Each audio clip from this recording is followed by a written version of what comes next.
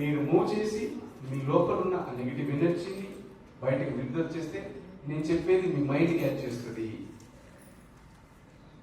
మీ sub conscious మైండ్లో నేను చెప్పే పాయింట్స్ అప్పుడు రిజిస్టర్ అవుతాయి, లేకపోతే అది యాక్సెప్ట్ చేయదు. యూనివర్స్ మీకు ఏ విధంగా సొల్యూషన్స్ ఇస్తుంది? Every moment you are getting solutions. When you are in problems, universe is always giving solutions.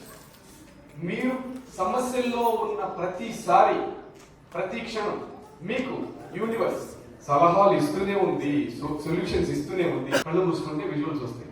ఆ తర్వాత డ్రీమ్స్ రూపంలో కూడా చెప్తుంది మీకు. యూనివర్స్ ఎట్లా చెప్తుంది? కళ్ళు మూసుకుంటే డీప్ స్లీప్ లోకి వెళ్ళిపోతే డ్రీమ్స్ లో కూడా యూనివర్స్ చెప్తుంది నీ లైఫ్ ఇలా ఉండబోతుంది లేదా ఇలా ఉంది అని. ఓకే, తర్వాత నీ ఫీలింగ్ చెప్పేస్తుంది. ఫీలింగ్ కమ్స్ ఫ్రమ్ ఇన్సైడ్, బయట నుంచి వస్తుందా? ఫీలింగ్ ఎక్కడి నుంచి వస్తుంది? ఎందుకు వస్తుంది? యూనివర్స్ చెప్తుంది. నీ ఫీలింగ్ ఏంటో చెప్పేస్తుంది. నెగిటివ్ ఫీలింగ్ ఉంటే ఏం చేయాలా? నువ్వు మారాలి అని అర్థం. నీ ఫ్రీక్వెన్సీ ఇందాక చెప్పాను కదా, ఎనర్జీని మార్చుకోవాలి.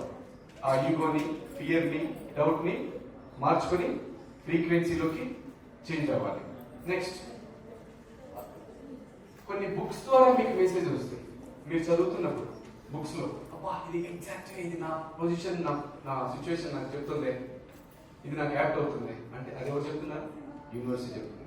తర్వాత కొన్ని ఆర్టికల్స్ చదువుతున్నప్పుడు ఆ మెసేజ్ మీకు వస్తుంది.